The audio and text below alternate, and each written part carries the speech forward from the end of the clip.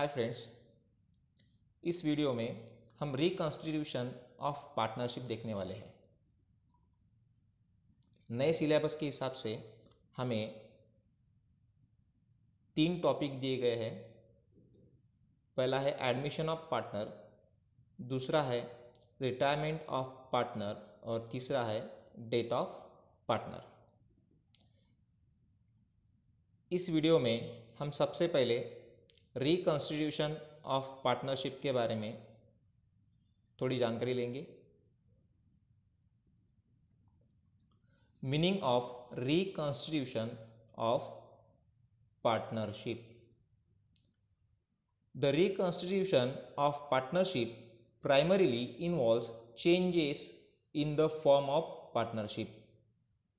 There is change in agreement among the partners which leads to change in the relationship between the partners and change in the share of the profit or losses of the partners in the firm. The change in the partnership may take the following forms. देखिए, जब भी agreement partnership का जो भी agreement रहता है वो agreement में कुछ चेंजेस किया जाएगा, तब पार्टनरशिप रिफॉर्म की जाएंगी। मतलब ओल्ड जो भी एग्रीमेंट रहेगा उसको कैंसिल करके न्यू एग्रीमेंट वहाँ पर किया जाएगा। अगर न्यू एग्रीमेंट वहाँ पर किया जाता है तो ओल्ड पार्टनरशिप कैंसिल होकर नई पार्टनरशिप वहाँ पर रिफॉर्म होती है। उसी को रिकॉन्स्टिट्यूशन ऑफ पार्टनरशिप कहा जाएगा। इसके डिफरेंट फॉर्म दिए हैं, डिफरेंट फॉर्म ऑफ रिकॉन्स्टिट्यूशन। पहला वाला फॉर्म उन्होंने दिया, सबसे important, change in profit sharing of the existing partner. जो भी एग्जिस्टिंग पार्टनर है उन्होंने अगर उनके प्रॉफिट शेयरिंग रेशो में कुछ चेंजेस बदलाव करने का सोचा तो उन्हें ओल्ड एग्रीमेंट कैंसिल करके न्यू एग्रीमेंट करना पड़ेगा। देखिए, the partners of a firm may decide to change their existing profit sharing ratio if one partner purchase a share of profit from another partner. The old partnership agreement stands terminated, मतलब cancel हो जाएंगी, and the new agreement comes into force stating the new profit sharing ratio. जो भी उनका new profit sharing ratio रहने वाला है वो उस न्यू एग्रीमेंट में स्टेट किया जाएगा और ओल्ड पार्टनरशिप टर्मिनेट की जाएंगी। ओल्ड पार्टनरशिप का एग्रीमेंट भी टर्मिनेट हो जाएगा। इसका मतलब क्या हुआ कि कभी भी एग्जिस्टिंग पार्टनर ने ऐसा सोचा कि ओल्ड प्रॉफिट शेयरिंग का जो भी रेशो है उसको चेंज करके न्यू रेशो करना है, मतलब कोई पार्टनर दूसरे पार्टनर का शेयर परचेज भी कर सकता है या फिर खुद का शेयर उसको दे भी सकता है। तो ऐसे टाइम ओल्ड एग्रीमेंट जो भी रहेगा उसको टर्मिनेट किया जाएगा, मतलब कैंसिल किया जाएगा और न्यू एग्रीमेंट वहाँ पर रिफॉर्म किया जाएगा। ऐसे टाइम पर ओल्ड पार्टनरशिप कैंसिल होकर न्यू पार्टनरशिप वहाँ पर रिफॉर्म होती है, इसका मतलब रिकॉन्स्टिट्यूट होती है। और दूसरा उन्होंने टाइप दिया है admission of partner. Admission of partner, when a new partner is admitted in the business he brings capital and his share of goodwill. जब न्यू पार्टनर पार्टनरशिप में एडमिट किया जाएगा तो उसको कैपिटल लाना पड़ेगा और गुडविल का शेयर लाना पड़ेगा। Old partners how to sacrifice their shares of profit for new partner. ये जो न्यू पार्टनर यहाँ पर एडमिट होने वाला है पार्टनरशिप फर्म में, इसे ओल्ड पार्टनर उनका रेशो सैक्रिफाइस करेंगे।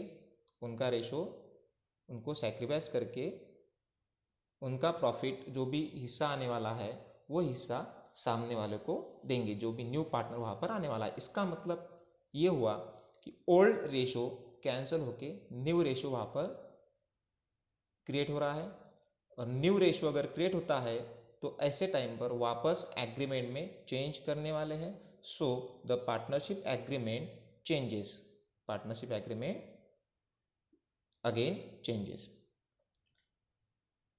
ये हो गया एडमिशन ऑफ पार्टनर। उसके बाद में retirement of partner. If the partner is retiring from partnership firm, his share of profit up to the date of retirement, capital, his share in other reserves of the firm will be paid to him. जब भी कोई partner retired होता है, partnership firm में से retirement लेता है, तो उसका उस फर्म में जो कुछ भी कैपिटल है और जो भी प्रॉफिट का शेयर बचा है और जो भी अदर रिजर्व्स का उनका शेयर बचा है, वो शेयर उनको रिटर्न देना पड़ेगा, उनको पेड करना पड़ेगा। इसका मतलब old partners will gain the profit. जो भी रिटायरिंग पार्टनर है उसका प्रॉफिट किनको मिलेगा? ओल्ड पार्टनर्स को मिलेगा।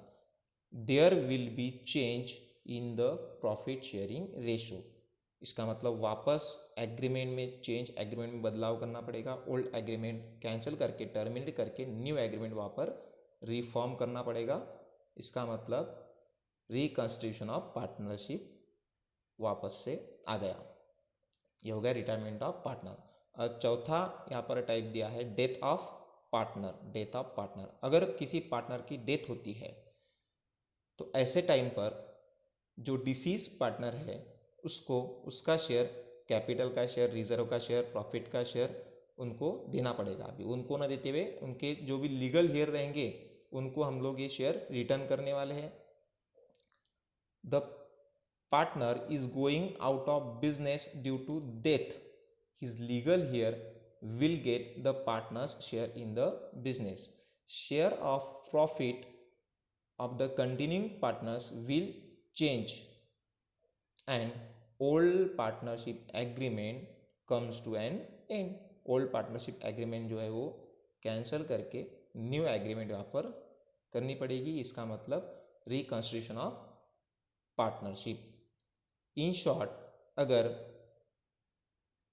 पार्टनर उनके प्रॉफिट लॉस शेयरिंग रेशो में कुछ चेंजेस करना चाहते हैं तो उनको एग्रीमेंट बदलना पड़ेगा।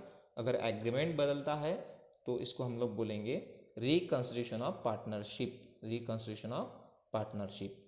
हमें न्यू सिलेबस के हिसाब से 3 चैप्टर पढ़ने हैं। पहला वाला है एडमिशन ऑफ पार्टनर, दूसरा है रिटायरमेंट ऑफ पार्टनर और तीसरा है डेथ ऑफ पार्टनर। इसके बाद वाले वीडियो में हम लोग एडमिशन ऑफ पार्टनर्स शुरू करेंगे।